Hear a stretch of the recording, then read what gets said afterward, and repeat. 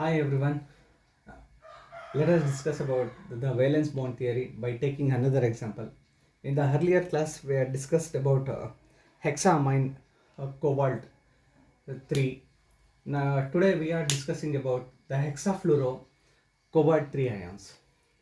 In the similar way, when we have to study about this valence bond theory, we have to study about the main thing, that is the geometry of this structure and the magnetic properties and the type of hybridization. We have to discuss geometry, magnetic property along with the type of hybridization. Let us discuss the first thing, that is the electronic configuration of cobalt. In the earlier class I told that uh, the fluoride is the ligand. Here the fluoride is said to be an ligands. While naming the coordination compounds, we have to name the ligands first, followed by the central metal atom, or even it is said to be an central metal ion. ಈಗ ನಾವು ಹೇಳ್ತಾ ಇರೋದು ಈ coordination ಕಾಂಪೌಂಡ್ಗಳನ್ನ name ಮಾಡಬೇಕಾದ್ರೆ first ಲಿಗ್ಯಾಂಡ್ಸ್ಗಳನ್ನ name ಮಾಡಬೇಕು, ಅದಾದಮೇಲೆ ಸೆಂಟ್ರಲ್ ಮೆಟಲ್ ಆಟಮ್ ಅಥವಾ ಸೆಂಟ್ರಲ್ ಮೆಟಲ್ ಅಯಾನ್ನ ನೇಮ್ ಮಾಡಿ ಅಂತ ಹೇಳ್ತಾ ಇದ್ದಾರೆ. ಹಾಗಾಗಿ the name of this compound is it been hexafluoro. The ligand should be name first. ಹಾಗಾಗಿ ಇದನ್ನ ಏನು ಮಾಡ್ತಾ ಇದೀನಿ, ಹೆಕ್ಸಾಫ್ಲೂರೋ ಅಂತ ತಗೋತಾ ಇದೀನಿ. ಹೆಕ್ಸಾಫ್ಲೂರೋ. ದೆನ್ ಕೋಬಾಲ್ಟ್ ಕೊಟ್ಟಿದ್ದಾರೆ. If the complexes having negative charges, then we have to had cobaltate. Positive ಇದ್ದರೆ, if the complex having positive charges, then the central metal atom's name should be written as cobalt itself only. But now the complex is having negative charges, therefore hexafluoro. Then here the cobalt molecules, cobalt ATE is added, because when it is having the negative charges, when the complex is having negative charges, then we have to add ATE. The ATE represent the central metal atom. The central metal atom having negative charges means we need to add ATE. If the complex, overall charge of complex becomes negative, then we have to add ATE. Then this -3 is represented in the form of Roman numbers. Hexafluorocobaltate is the name of this compound. Let us discuss the geometry, magnetic property and type of hybridizations here. First we have to write the electronic configuration of cobalt molecule. That means the cobalt atom having the atomic number of 27. Then the electronic configuration becomes 1s2, then 2s2, 2p6, then 3s2, 3p6, then 4s2, 3d7. We can write the electronic configuration in another term, that is from here to here it is having 18 electrons.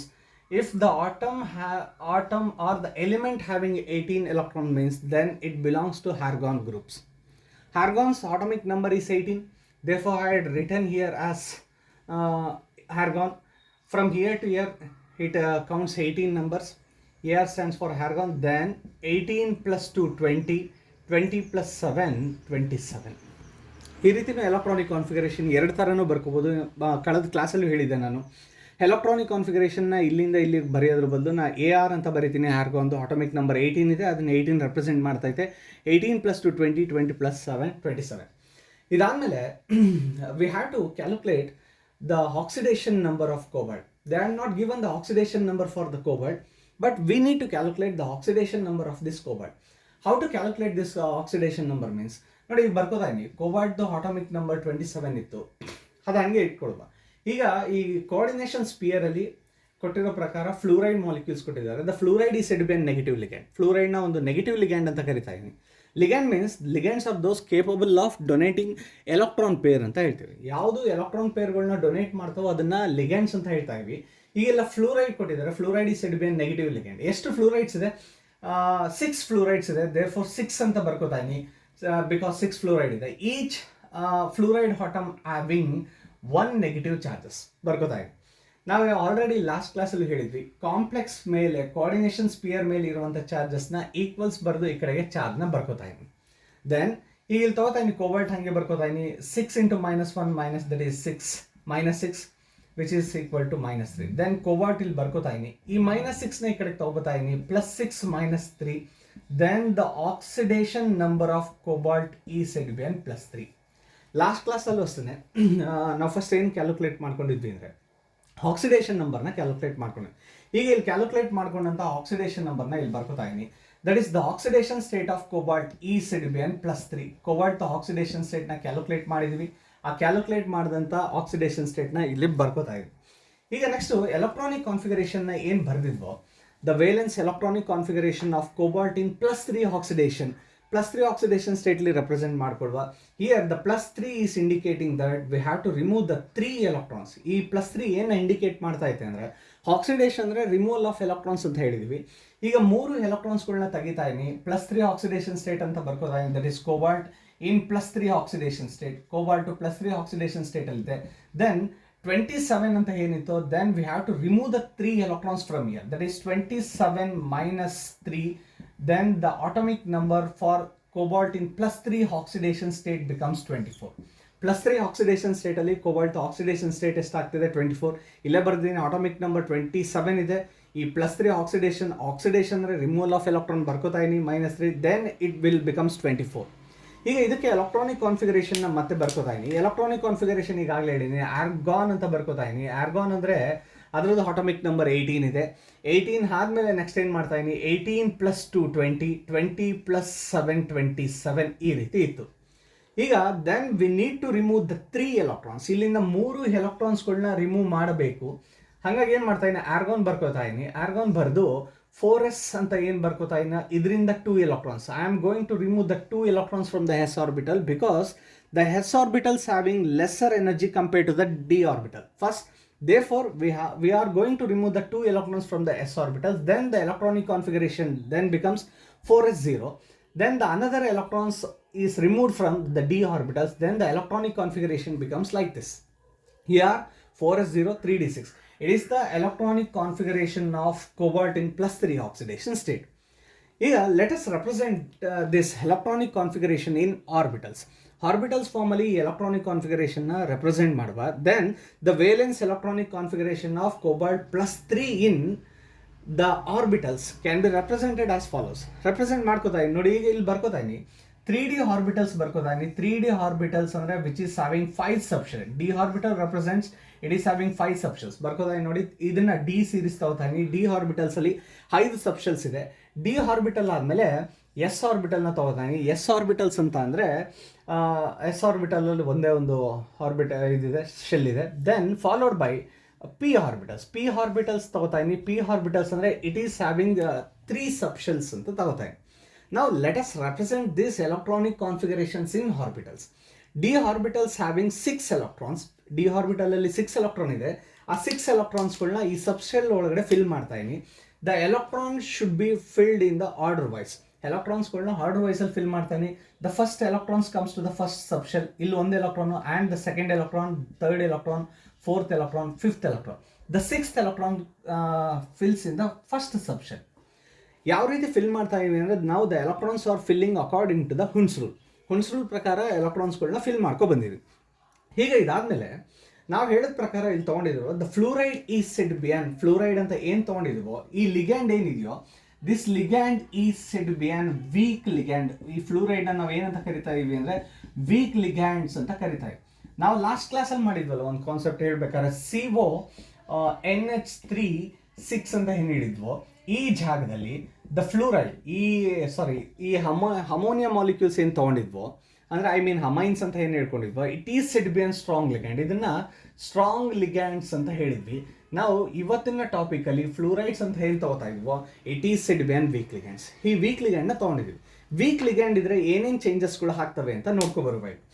ಈಗ the ligand is said be an weak. ಈ ಲಿಗ್ಯಾಂಡ್ಗಳು ಏನಾಗಿದೆ weak ligand ಆಗಿದೆ. Therefore it will not approaches the central metal atom ಅಂತ ಕರಿತೀವಿ. Strong ಲಿಗ್ಯಾಂಡ್ಸ್ಗಳು ಇದ್ರೆ ಮಾತ್ರ it approaches the central metal atom ಅಂತ ಲಾಸ್ಟ್ ಕ್ಲಾಸಲ್ಲಿ ಹೇಳಿದ್ವಿ. ಈಗ ವೀಕ್ ಲಿಗ್ಯಾಂಡ್ಸ್ ಇದೆ. ಈಗ ಸಪೋಸ್ ಈ ಒಂದು ಕೋಬಾಲ್ಟ್ ಸ್ಟ್ರಕ್ಚರ್ನ ಬರ್ಕೋತಾ ಇದೀನಿ, ಈ ಜಾಮಿಟ್ರಿನ ಬರ್ಕೋತಾ ಇದೀನಿ ಅಂತ ಅವಳು ಈ ರೀತಿ ಬರ್ಕೊಂಡಿದ್ವಿ. ಇಲ್ಲಿರುವಂಥ 6 ಫ್ಲೂರೈಡ್ ಆಟಮ್ಸ್ಗಳನ್ನ ಬರ್ಕೋತಾ ಇದೀನಿ ನೋಡಿ. The fluorides are said be an weak ligands. ಇವೆಲ್ಲ weak ligands. All the 6 fluoride atoms are said to be an weak ligands. ಇವೆಲ್ಲ weak ligands ಇದೆ. Therefore it will not approaches the central metal atom. ಈಗ ಇಲ್ಲಿ cobalt electronic configuration ಬರ್ಕೊಂಡಿದ್ವಿ D block orbitals ಅಲ್ಲಿ which is having 5 subshells ಅಂತ ಹೇಳಿದ್ವಿ. Electronic configuration ಬರೆದಿದ್ದು ನೋಡಿ 1 2 3 4 5 ಅಂತ ಹೇಳಿದ್ವಿ and the sixth electron. When the ligand will not approaches the central metal atom, the electron rearrangement will not takes place here. ಇಲ್ಲಿ electron ರಿಅರೇಂಜ್ಮೆಂಟ್ಗಳು ಆಗೋದಿಲ್ಲ, but earlier ಕ್ಲಾಸಲ್ಲಿ ಹೇಳಿದ ಪ್ರಕಾರ ಅಲ್ಲಿ ಎಲೆಕ್ಟ್ರಾನ್ ರಿಅರೇಂಜ್ಮೆಂಟ್ ಆಗಿತ್ತು. ರೀಸನ್ ಏನು ಅಂದರೆ ಅದು ಸ್ಟ್ರಾಂಗ್ ಲಿಗ್ಯಾಂಡ್ಸ್ ಆಗಿತ್ತು. ಬಟ್ ನಾವು this fluorides are said to be an weak ligands, therefore the electron rearrangement will not takes place. ಈಗ ಎಲೆಕ್ಟ್ರಾನ್ ರಿಅರೇಂಜ್ಮೆಂಟ್ ಆಗಲ್ಲ ಅಂದರೆ ಈಗ ಆರ್ಬಿಟಲ್ಸ್ ಅಲ್ಲಿ ಏನು ಬರ್ಕೊಂಡಿದ್ನೋ ಅದನ್ನೇ ಬರ್ಕೋತಾ ಇದ್ದೀನಿ ನೋಡಿ. ಈಗ under the influence of weak ligands influence ಮಾಡಿದ್ರೆ ಇದು ಡಿ ಶೆಲ್ ಅಂತ ಹೇಳ್ತಾ ಇದೀನಿ, ಇದು ಎಸ್ ಅಂತ ತಗೊಂಡಿದ್ವಿ, ಇದನ್ನ ಪಿ ಅಂತ ತಗೊಂಡಿದ್ವಿ. ಪಿ ಅಂದರೆ 3 ಸಬ್ಶೆಲ್ಸ್ ಅಂತ ಹೇಳ್ಕೊಂಡಿದ್ವಿ. ಇಲ್ಲಿಗೆ ಎಲೆಕ್ಟ್ರಾನ್ಸ್ಗಳನ್ನ ಫಿಲ್ ಮಾಡ್ಕೊಂಡಿದ್ವಿ ನೋಡಿ. 1 2 3 4 5 ಆ್ಯಂಡ್ ದ 6th one ಅಂತ ಹೇಳಿದ್ವಿ. ಎಸ್ ಆರ್ಬಿಟಲ್ಸಲ್ಲಿ ಯಾವುದೇ ಥರ ಎಲೆಕ್ಟ್ರಾನ್ಸ್ ಇಲ್ಲ, ಯಾಕೆಂದರೆ ಈಗಾಗಲೇ ಎಲೆಕ್ಟ್ರಾನ್ಸ್ಗಳನ್ನ ರಿಮೂವ್ ಮಾಡಿಬಿಟ್ಟಿದ್ವಿ. ಇದ್ರದ್ದು ಎಲೆಕ್ಟ್ರಾನಿಕ್ ಕಾನ್ಫಿಗರೇಷನ್ ಈ ರೀತಿ ಬರ್ಕೊಂಡಿದ್ವಿ, AR ಅಂತ ಬರೆದು. ದೆನ್ 4s0 ಕೋಬಾಲ್ಟ್ +3 ಆಕ್ಸಿಡೇಷನ್ ಸ್ಟೇಟಲ್ಲಿ ಎಲೆಕ್ಟ್ರಾನಿಕ್ ಕಾನ್ಫಿಗರೇಷನ್. ದೆನ್ 3d6 ಅಂತ ಬರ್ಕೊಂಡಿದ್ವಿ. ಈ 6 ಎಲೆಕ್ಟ್ರಾನ್ಸ್ಗಳನ್ನ ಇಲ್ಲಿ ರೆಪ್ರೆಸೆಂಟ್ ಮಾಡಿದ್ವಿ. ಎಸ್ ಅಲ್ಲಿ ಯಾವುದೇ ಥರ ಎಲೆಕ್ಟ್ರಾನ್ಸ್ ಇಲ್ಲ, ಪಿ ಅಲ್ಲಿ ಎಲೆಕ್ಟ್ರಾನ್ಸ್ ಇಲ್ಲವೇ ಇಲ್ಲ. ಈಗ when the ligand will not approaches the central metal atom, ಲಿಗ್ಯಾಂಡ್ಗಳು ಸೆಂಟ್ರಲ್ ಮೆಟಲ್ ಆಟಮ್ನ ಅಪ್ರೋಚ್ ಮಾಡಲಿಲ್ಲ ಅಂದರೆ the electron rearrangement will not takes place ಅಂತ ಹೇಳ್ತೀವಿ.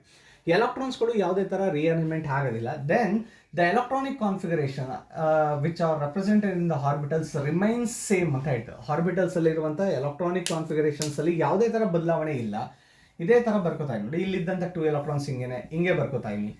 ಈಗ 4s ಆರ್ಬಿಟಲ್, ಇದು ಡಿ ಆರ್ಬಿಟಲ್, ಈಗ ಇದು ಎಸ್ ಆರ್ಬಿಟಲ್ ಅಂತ ತೊಗೊಂಡಿದ್ವಿ, ಇದು ಪಿ ಆರ್ಬಿಟಲ್ಸ್ ಅಂದರೆ 3 ಸಬ್ಶೆಲ್ಸ್ ಅಂತ ತೊಗೊಂಡಿದ್ವಿ. The electron rearrangement will not takes place just because of it is it be an weak ligand. ಇದು ವೀಕ್ ಲಿಗ್ಯಾಂಡ್ ಆಗಿದೆ, ಹಾಗಾಗಿ ಯಾವುದೇ ಥರ ಎಲೆಕ್ಟ್ರಾನ್ ರಿಅರೇಂಜ್ಮೆಂಟ್ ಆಗೋದಿಲ್ಲ. Then it is having 6 ligands. Fluoride ಅಂತ ಏನು ತಗೋತಾ ಇದ್ದೀವಿ, fluoride is said be an 6 in numbers. Then it needs and places to fill in the orbitals ಅಂತ ಹೇಳ್ತಾರೆ. ಫ್ಲೂರೈಡ್ ಆರ್ಬಿಟಲ್ಸ್ಗಳಿಗೆ ಏನು ಬೇಕು, ಸ್ಪೇಸ್ ಬೇಕು, ಒಂದು ಖಾಲಿ ಆರ್ಬಿಟಲ್ಸ್ಗಳು ಬೇಕು ಅದು ಫಿಲ್ ಆಗೋಕ್ಕೆ. Therefore it uses the outer D orbitals. ಈಗ ಏನು ಮಾಡ್ತಾ ಇತ್ತು ಅಂದರೆ ಔಟರ್ ಡಿ ಆರ್ಬಿಟಲ್ಸ್ಗಳನ್ನ ಯೂಸ್ ಮಾಡ್ಕೋತಾ ಇದೆ. ಇದು 3D, ಇದು 4s ಮತ್ತು 4p. ಔಟರ್ ಡಿ ಆರ್ಬಿಟಲ್ಸ್ ಅಂತಂದರೆ ಮತ್ತೆ ಡಿ ಆರ್ಬಿಟಲ್ಸ್ 5 ಸಬ್ಶೆಲ್ಸ್ನ ತೊಗೋತಾ ಇದ್ದೀನಿ, ಮತ್ತೆ ಒಂದು ಡಿ ಆರ್ಬಿಟಲ್ಸ್ನ ತೊಗೋತಾ ಇದ್ದೀನಿ. ಈ ಡಿ ಆರ್ಬಿಟಲ್ಸಲ್ಲಿ ಮತ್ತೆ 5 ಸಬ್ಶೆಲ್ಸ್ ಇದೆ. ಯಾವಾಗ ಎಲೆಕ್ಟ್ರಾನ್ಗಳು ಫಿಲ್ ಆಗೋಕ್ಕೆ ಈ ಡಿ ಆರ್ಬಿಟಲ್ಸ್ಗಳು ಸ್ಪೇಸ್ನ ಕೊಡೋದಿಲ್ವೋ, the fluoride atoms uses the outermost d orbitals from here. ಒಂದು ಎಸ್ ಆರ್ಬಿಟಲ್ಸ್ನ ತೊಗೋತೈತೆ, 3 ಪಿ ಸಬ್ಶೆಲ್ಸ್ಗಳನ್ನ ತೊಗೋತೈತೆ, ಮತ್ತೆ 2 ಡಿ ಆರ್ಬಿಟಲ್ಸ್ಗಳನ್ನ ತೊಗೋತೈತೆ. ದೆನ್ ಇಟ್ ಅಂಡರ್ಗೋಸ್ sp3, ಒಂದು ಎಸ್ ಆರ್ಬಿಟಲ್ ಇದೆ, 3 ಪಿ ಅಲ್ಲಿ 3 ಸಬ್ಶೆಲ್ಸ್ ಇದೆ, therefore sp3 outer d ಆರ್ಬಿಟಲ್ಸ್ನ ತೊಗೋತೈತೆ, ದಟ್ ಈಸ್ sp3d2. ಈಗ ಲಾಸ್ಟ್ ಕ್ಲಾಸಲ್ಲಿ ಫಸ್ಟ್ D2 sp3 ಹೈಬ್ರಿಡೇಷನ್ ಆಗಿತ್ತು, ಅದನ್ನು ಇನ್ನರ್ ಆಕ್ಟಾಹೆಡ್ರಲ್ ಕಾಂಪ್ಲೆಕ್ಸ್ ಅಂತ ಹೇಳ್ತಾ ಇದ್ವಿ. ಈಗ ಆಚೆ ಕಡೆ ಇರುವಂಥ ಡಿ ಆರ್ಬಿಟಲ್ಸ್ಗಳನ್ನ ಯೂಸ್ ಮಾಡ್ಕೋತೈತೆ. Therefore it is said be an outer octahedral complex ಅಂತ ಕರಿತೀವಿ. ಔಟರ್ ಆಕ್ಟಾಹೆಡ್ರಲ್ ಕಾಂಪ್ಲೆಕ್ಸ್ ಅಂತ ಹೇಳ್ಕೊತಾ ಇದ್ವಿ ಇದನ್ನು. ಈಗ ಟೈಪ್ ಆಫ್ ಹೈಬ್ರಿಡೇಷನ್ ಹೇಳ್ತಾ ಇದ್ವಿ. ಯಾವ್ದು ಅಂದರೆ the mixing of 1s orbital with 3p orbitals and with 2d orbitals to form an sp3d2 hybrid orbitals ಅಂತ ಹೇಳ್ಕೊತಾರೆ. sp3d2 hybrid orbitals.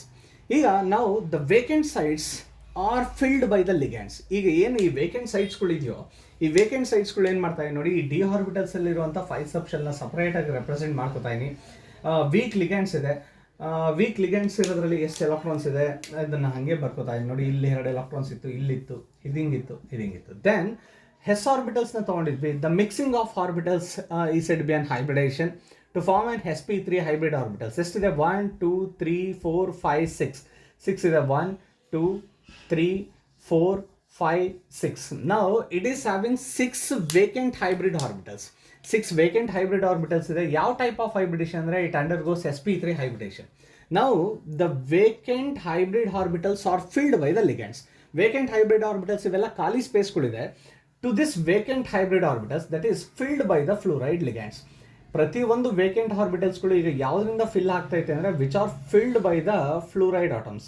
6 ಫ್ಲೂರೈಡ್ ಲಿಗ್ಯಾಂಡ್ಸ್ಗಳಿದೆ. 6 ಫ್ಲೂರೈಡ್ ಲಿಗ್ಯಾಂಡ್ಸ್ಗಳು ಈ ವೇಕೆಂಟ್ ಆರ್ಬಿಟಲ್ಸ್ಗಳನ್ನ ಫಿಲ್ ಮಾಡ್ಕೋತಾ ಹೋಗ್ತವೆ ಅಂತ.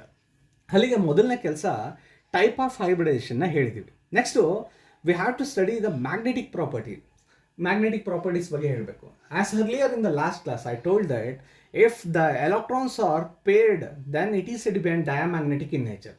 ಎಲೆಕ್ಟ್ರಾನ್ಸ್ಗಳು ಪೇರ್ ಆಗಿದ್ರೆ ಅದನ್ನು ಡಯಾಮ್ಯಾಗ್ನೆಟಿಕ್ ಅಂತ ಕರಿತೀವಿ. If it is paired then it has termed as an diamagnetic. If it is unpaired then it is said to be an paramagnetic. Paired ಎಲೆಕ್ಟ್ರಾನ್ಸ್ಗಳಿದ್ರೆ ಅದನ್ನು ಡಯಾಮ್ಯಾಗ್ನೆಟಿಕ್ ಅಂತ ಕರಿತೀವಿ, ಅನ್ಪೇರ್ಡ್ ಎಲೆಕ್ಟ್ರಾನ್ಸ್ ಇದ್ದರೆ ಅದನ್ನು ಪ್ಯಾರಾಮ್ಯಾಗ್ನೆಟಿಕ್ ಅಂತ ಕರಿತೀವಿ. ಈಗ ಈ ಒಂದು ಡಿ ಆರ್ಬಿಟಲಲ್ಲಿ, in this d orbital here it is having 4 unpaired electrons, 4 unpaired electrons ಇದೆ. Therefore it is said be an paramagnetic in nature. ಯಾವ ನೇಚರ್ ಇದೆ ಅಂದರೆ ಈಗ ಇದಕ್ಕೆ ನಾವು it is said be an paramagnetic ಅಂತ ಹೇಳ್ತಾರೆ. ಅಲ್ಲಿಗೆ ಟೈಪ್ ಆಫ್ ಹೈಬ್ರಿಡೇಷನ್ ಹೇಳ್ತಾ ಇವಿ. Type of hybridization is said be an sp3d2 hybridization. Then it is said to be paramagnetic in nature due to it is having unpaired electrons. The final thing is the geometry of the molecule. Geometry ಆಗಲೇ ಹೇಳಿದ್ದೀನಿ. If it uses an outer d orbital, it is said to be an outer octahedral complex. ನಾವು last ಕ್ಲಾಸಲ್ಲಿ ಹೇಳಿದ್ವಿ, if it is having 6 ligands then it is said to be an octahedral complex. 6 ಲಿಗ್ಯಾಂಡ್ಸ್ಗಳಿದ್ರೆ ಅದನ್ನು octahedral complex ಅಂತ ಹೇಳ್ತೀವಿ ಅಂತ ಹೇಳಿದ್ವಿ. ಮತ್ತೆ ಒಂದ್ಸರಿ ಜಾಮಿಟ್ರಿನ ಬರ್ಕೊಬಿಡುವ. ಸೆಂಟ್ರಲ್ ಮೆಟಲ್ ಆಟಮ್ ಕೋಬಾಲ್ಟ್ನ ಬರ್ಕೋತಾ ಇದೀನಿ. ಕೋಬಾಲ್ಟ್ನ ಬರ್ಕೊಂಡು 6 ಫ್ಲೂರೈಡ್ ಆಟಮ್ಸ್ಗಳು ಅಂತ ಏನು ಹೇಳಿದ್ವು, ಆ 6 ಫ್ಲೂರೈಡ್ ಆಟಮ್ಸ್ಗಳನ್ನ ಬರ್ಕೋತಾ ಇದೀನಿ. ನೋಡಿ, ಇಲ್ಲೊಂದು ಫ್ಲೂರೈಡ್ ಇದೆ, ಇಲ್ಲೊಂದು ಫ್ಲೂರೈಡ್ ಇದೆ. The ultimate thing is geometry ಅಂತ ಏನು ಹೇಳ್ತಾ ಇವೋ ಇಲ್ಲಿ ಬರ್ಕೋತಾ ಇದೆ. ಈಗ ಇಲ್ಲಿ ಹೇಳೋ ಪ್ರಕಾರ which is having 6 fluoride molecules, it means that it is having 6 edges but having 8 faces ಇದೆ. ಸೊ ಹಂಗಾಗಿ ಇದನ್ನ ಆಕ್ಟಾಹೆಡ್ರಲ್ ಕಾಂಪ್ಲೆಕ್ಸ್ ಅಂತ ಕರೀತಾರೆ. ಇದು ಫಸ್ಟ್ ಫೇಸ್ ಅಂತ ಹೇಳಿದ್ದೀನಿ, ಇದು second one, and the third one it is the fourth one. 1 2 3 4 phases, and it is the fifth phase, then the sixth phase, then the seventh phase, and it is the eighth phase. Therefore it is said to be an octahedral complex. ಇದೇ ಥರ ಹೆಚ್ಚಿನ ವೀಡಿಯೋಸ್ಗಳನ್ನ ಬೇಕು ಅಂದರೆ ನನ್ನ ಚಾನಲ್ನ like ಮಾಡಿ and subscribe ಮಾಡಿ, and thank you all.